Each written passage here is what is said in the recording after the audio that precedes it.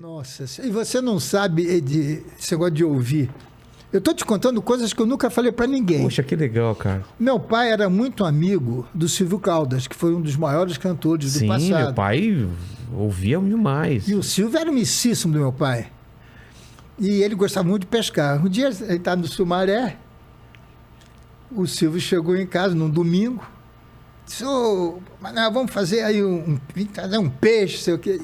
Só que eu não quero ninguém na cozinha. Só eu e a Dona Maria. Aí, fizemos tal, ele ficou lá, nós almoçamos, e meu pai foi levar o Silvio pro hotel. Quando meu pai voltou, a empregada falou, seu Nóbrega, o senhor tem de ver como aquele mulatinho canta bem. Falou, sabe qual é o nome dele, Maria? Silvio Caldas. Ah, só muda de nome, aí dá um nome mais bonito. Esse nome não vai dar certo.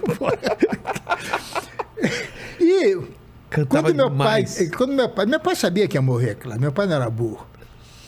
E porque ele estava... Ele estava com câncer no pâncreas. E chegaram a dar tempo de vida para ele? Deram 6 meses. Ele aguentou mais 3. Ele conseguiu... Mas se antes tivesse morrido antes. Porque o final foi... É terrível. Nossa. E ele queria ver o Silvio Caldas antes de morrer. Só que eu não tinha mais o telefone do Silvio Caldas. Nunca mais tinha. Muitos anos eu não via o Silvio. Aí eu liguei para o Silvio Santos. Falei, Silvio, dá para você dar uma chamada no teu programa? Que ele tinha programa na Globo. Sim. Tinha 500 de audiência, uma loucura. Pede para o Silvio Caldas que meu pai quer... Fala para ele que meu pai quer vê-lo. Isso foi no domingo. Na segunda-feira, o Silvio foi na casa do meu pai. Ficaram os dois conversando e ele gravou. Era aqueles gravadorzinhos. Não, mas o Silvio foi com o Silvio Caldas? Não, o Silvio Caldas foi sozinho. Ah, o Silvio Caldas foi sozinho. E os dois começaram... Meu pai não sabia que estava sendo gravado. E os dois começaram a conversar, ele cantava, que ele levou o violão. Aí... E seu pai de cama? Meu pai não saía mais da cama. Nossa. Meu pai estava com 40 quilos. Caramba. E aí o Silvio levou lá para a gravadora, deu uma geralzinha e levou de presente para o meu pai. Roubaram essa fita. O quê? Roubaram essa fita. Você acredita? Mas seu pai chegou a ouvir na época e tudo mais? Ouviu. Ah, tá. Ouviu. É que você não tem agora pra... Puxa, aquilo só se vê para mim, Vilela. Por que alguém... Por que alguém roubaria? Maldade. Não é maldade, é desonestidade. Porque meu pai morava no apartamento com minha mãe. Só que teve uma hora que minha mãe também estava com câncer. Só que minha mãe estava muito pior que meu pai. Ah, é? Que minha mãe sentia dor. O pâncreas não dói. E eles vieram morar na minha casa, aqui no Morumbi.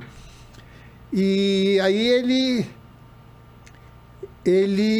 no dia 2 de janeiro, ele sentiu uma dor, foi para o hospital e não voltou mais.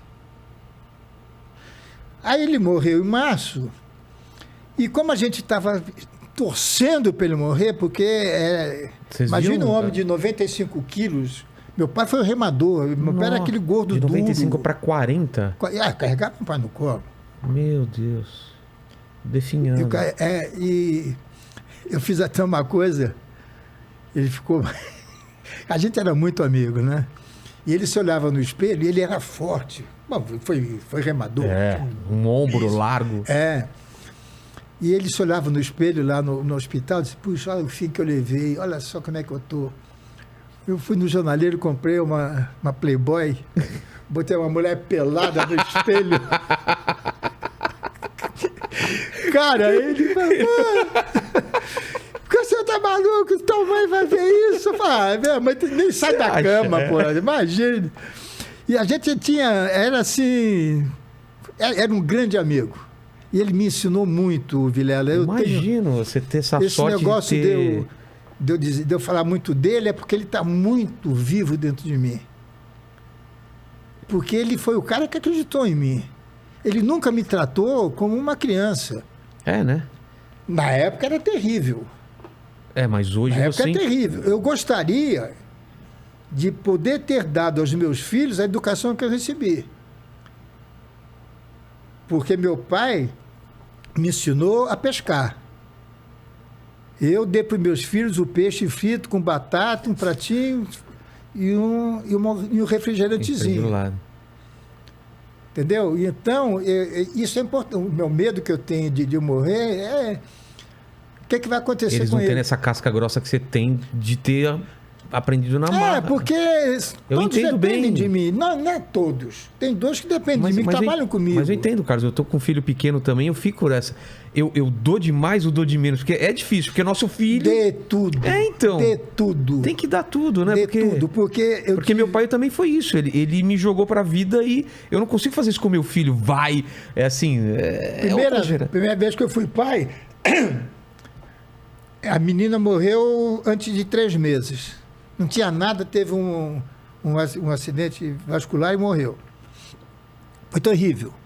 E eu já tinha comprado o vestidinho do primeiro aniversário dela. Ela tinha 3 meses. Poxa.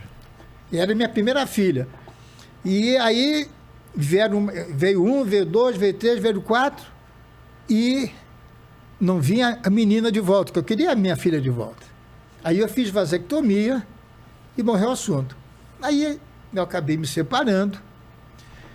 Eu não queria ter mais filhos, porque, olha, não quero mais ter filhos. E acabei cedendo. E nasceu duas joias, um casalzinho. Poxa vida. E ela manda e desmanda em mim. Cara, com todo o coração. Dane-se. É claro. O dinheiro é meu. É. Eu já, o que eu tinha que fazer em vida, eu fiz. Quando meu pai morreu, eu era filho único, ficou tudo para mim.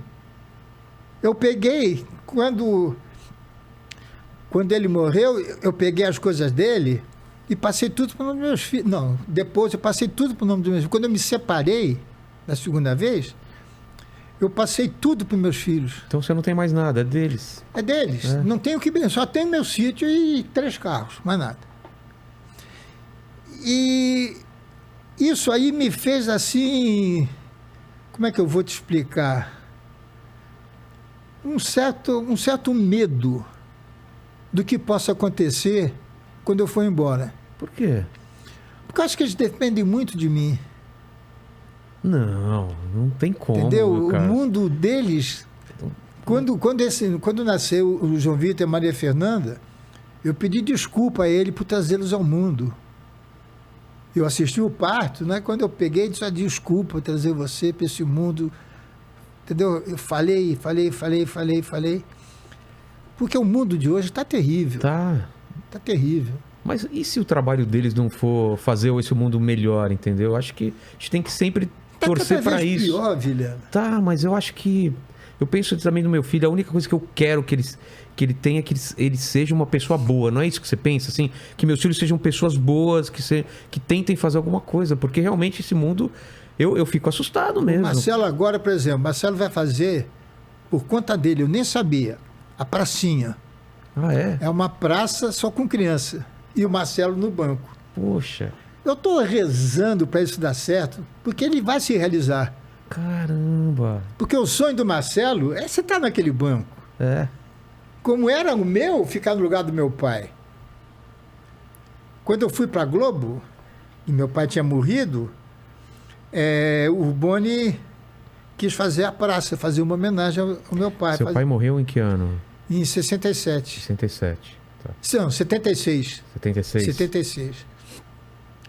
Dia 17 de março de 76. E o Boni foi cria do meu pai. O Boni começou com meu pai. Começou no mesmo tempo? A escrever. Era eu, meu pai e o Boni. Ele começou como redator? Como redator. Eu não sabia, o Boni. Lá em casa, na casa do meu pai. Meu Deus. Meu pai. O Boni, não o Boni. O Boni não, mesmo. O Boni. O Boni. Nossa. O Boni. Até mexo com eles. Pô, Você foi o filho que deu certo. Né? Que é um gênio. Que gênio. Mas é isso aí. Até hoje, eu sinto muito a presença do meu pai.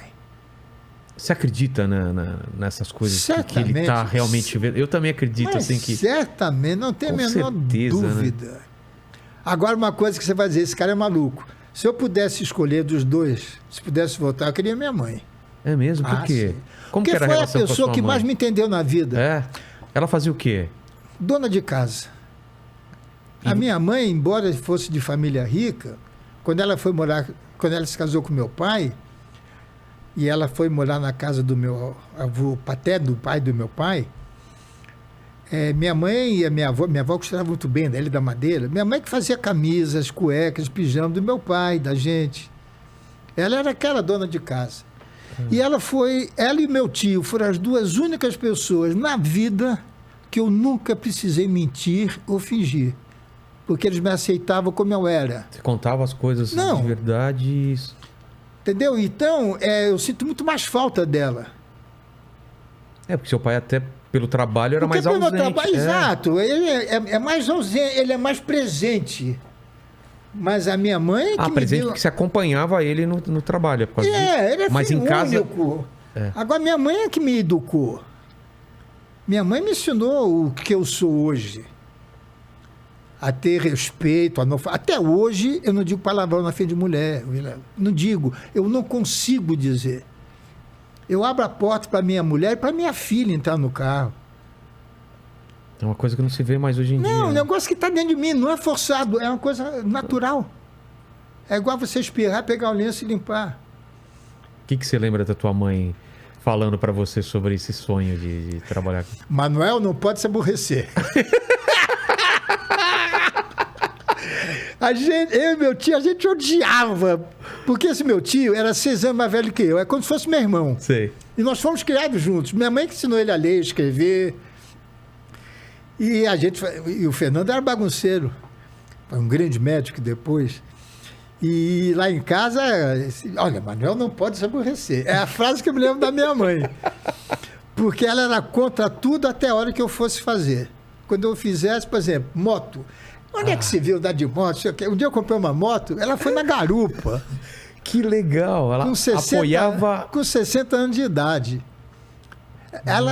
E o meu pai, eu fui o filho que ele queria que eu fosse, mas eu não era aquilo. O meu psicanalista odiou quando eu falei isso. Que eu queria a felicidade dele. Era mais importante para mim meu pai ter um filho. Eu entendo perfeitamente. Entendeu? Você queria porque quando ele morreu, eu tinha 40 anos. Minha vida mudou. Aí eu passei a ser o Carlos Alberto. Eu pedi pai e mãe 6 meses. Em um espaço de 6 meses? Então, meu pai, ele não... Como é que eu vou te dizer? Ele me tratava de uma maneira muito diferente. Ele queria que eu fosse um cara que não era. Ele te moldou a um filho que ele imaginou. Eu jamais poderia errar. Imagine se eu fizesse um ensaio e fosse gravar, desse uma risada num erro meu. Imagina. Chamava atenção. Pô! Caramba. Então, mas eu queria meu pai feliz.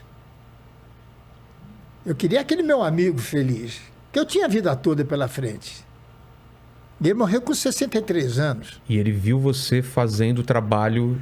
E eu tenho pena, rapaz, porque eu queria que ele... Olha a loucura que eu falei uma vez para o meu psicanalista, que, aliás, era um psiquiatra. Eu gostaria de envelhecer com meu pai. Para trocar ideia com ele mais velho? Porque eu faço todas as besteiras que ele falava e fazia. Aquela coisa de velho, porque antigamente 50 anos era velho. É? Meu pai foi fazer a praça com 52 anos. Caramba, começou a fazer a praça com 52? Não, um pouquinho menos. A praça teve 14 anos com ele. Ele morreu com 63, parou em 62. Tinha menos de 50 anos. Nossa. E era um senhor aposentado, o personagem da praça, que é diferente do meu. Meu pai era sério na praça, aquele velho. Eu não sou o velho da praça. Eu sou o cara engraçado que mexo. Porque na época, um cara de 45 era um senhor. Já era um senhor, né? Cara, na faculdade, exame oral, você tem que ir de gravata. Eu, às vezes, no Rio, depois eu vou morar no Rio, eu ia buscar meu filho na faculdade de bermuda. Ele estava de bermuda. Então, o mundo era diferente. O mundo mudou, né? O pessoal ia pro teatro de paletó e gravata, cinema. É. Imagine chamar uma mulher de você. Não. É senhora. Até hoje eu tenho dificuldade